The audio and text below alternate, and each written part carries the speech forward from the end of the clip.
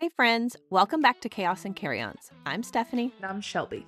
This is the podcast where we talk about travel, motherhood, and all the chaos that happens somewhere between packing the carry-ons and making the memories. Today, we're talking about something that I feel like people are very curious about, but also a little nervous about. Yes, we're diving into rental cars through Turo. So we're going to break down the pros, the cons, and then we're going to put it to test with a real life scenario. So our little imaginary family is coming back, and they have a vacation coming up that they need a car for. So let's dive right in. Chaos and carry-ons, let's go. Disney dreams in tow, you know. Every flight and every ride, join the journey. Okay, so if you've never heard of Turo, it's basically like an Airbnb, but for cars. Which sounds cool, but also slightly terrifying. I say this from experience because I was very skeptical before we used it.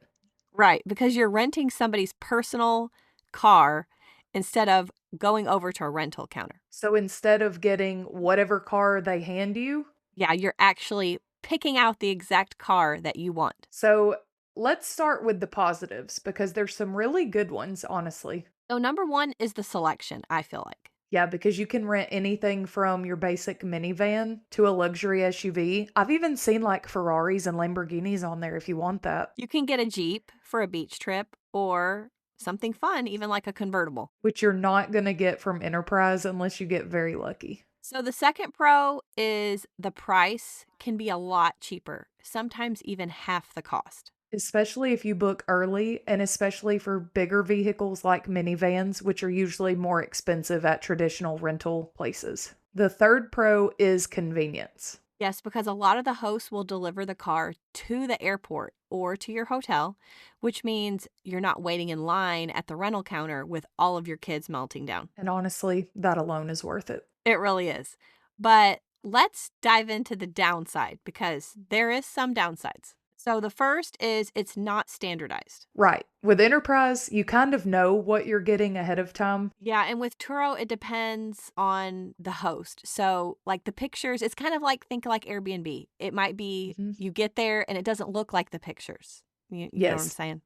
And you have to read reviews, like really dig in and read them. Yes. And right here, I also want to add that, like the saying it's not standardized. So sometimes you can be scammed. So, like she said, read the reviews, read the reviews, read the reviews. The second is the fees because they can kind of sneak up on you. Yes, there are cleaning fees, delivery fees, insurance. And then suddenly it's not cheap anymore. So you need to make sure that you read about what they want this car to look like when it's returned because sometimes they want a car wash, they want a full tank of gas, and they even want the car to be vacuumed out. I did see that when I was searching for myself. Third con is less flexibility if something goes wrong. And this is a big one and something that we experienced in California, which I'll get to later. If your flight is delayed or your plans change, you're dealing with an individual person, not a big corporation. Yeah, and let's be honest, that can either go really well or really not well. Yeah. So let's give Enterprise its moment. Yes, because she is a reliable queen. She is. So the number one pro is consistency because you know the process, especially if you've done car rental a lot.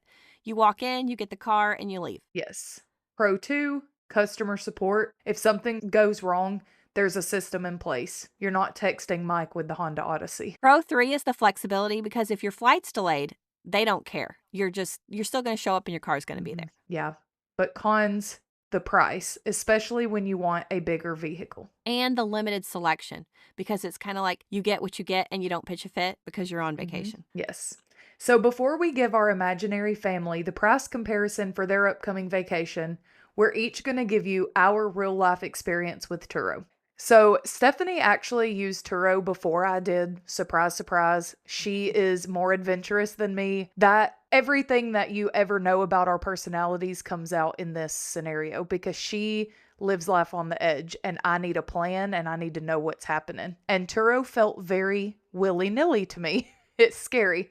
I waited and wanted to hear from somebody to use it first before I did. She had a great success with it. And so I was like, okay, let's do it. So the first time we did it was in California, I think. Is that the first time I used it? It was. So when we went to Disneyland last spring, we went through Turo for our rental car. We stayed on property, but we were doing a lot of things like the Warner Brother tour. We were going to Universal. We were doing a lot of things offsite. So we definitely wanted a car. When I priced Enterprise, it was going to be close to $2,000 because of the length of our stay. I went through Turo. I found somebody that would deliver it to the airport that we flew into, and they picked it up also from the same airport. It was $480, I think, total. Now, we did have a smaller car, but you get to pick your exact car. So you know exactly what you're getting. It's not just I'm choosing an SUV. I don't know if I'm getting a Tahoe or a Suburban. Like, you know exactly what you're getting. He parked it at the airport parking garage. We walked right out. There was a key box. He texted me the code to it. We got in, drove away. It was great. Now, like I mentioned earlier, we did have issues. That car, it was rough. Like when we would get up to speed on the highway, it like would shake, the tires, like it just did not feel good. The host was amazing. They were willing to bring us a car, swap it, all the things. Now, that's not always an option. This host that we had just happened to have multiple cars that they had on Turo.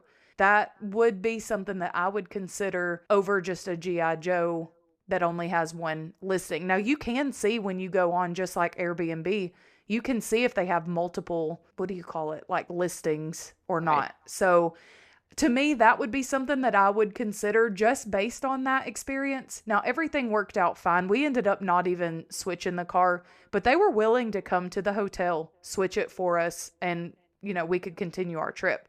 That's something that could have easily gone sideways, but, that's something that I would keep in mind personally. So when we used Turo for the first time, and we've used it twice, we booked a car through Turo when we went to Alani.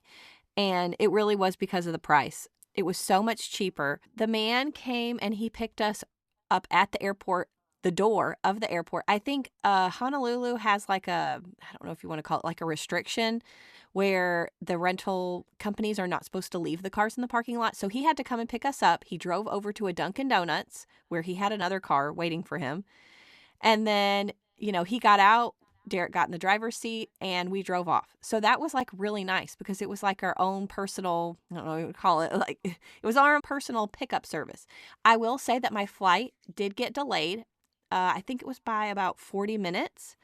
And he was really nice. I just texted him and told him, my flight's delayed. And he's like, okay, just text me when you land or whatever. I will say for this, because it was my first time and I read a lot of reviews, people were saying to make sure, like Shelby said, that the person had multiple listings. And I can't remember what the least amount of reviews that people were recommending. So that's what I went by. And it was awesome. I would do it again in a heartbeat. When we were coming back to the airport, he did the same thing. We went back to that Dunkin' Donuts. The man got in the driver's seat. He dropped us right off at the door of the airport. So it was amazing. Now, when we went to California and we did our Turo, they left the car with the little lockbox that Shelby kind of talked about. They left that in the hotel parking lot. So we didn't even have to go out there and meet them or anything. We never saw them. So again, it was a good experience. I have not had a bad experience with Turo. I compare it all the time to VRBO and Airbnb. You just have to read the reviews. Okay, so we're going to price our imaginary family in real time. They're flying into Honolulu for a week. They want a Jeep just like everybody else who visits Oahu. Yeah, I actually priced this morning, and it was for a week in July because a lot of people will go to Hawaii in the summertime.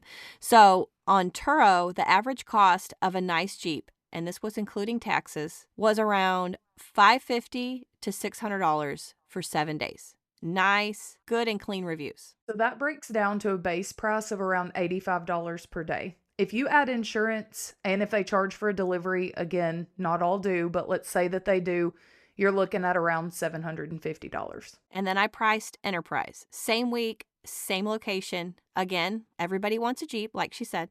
So that was about $130 to $160 a day. So for 7 days, it was about $910 to about $1,100. Again, you have taxes and fees. So we're landing anywhere from $1,000 to $1,200 plus. So now you're probably thinking, what's the verdict? So Turo can definitely save you money and give you more options, but it does require more effort. An Enterprise is more expensive, but it's more predictable.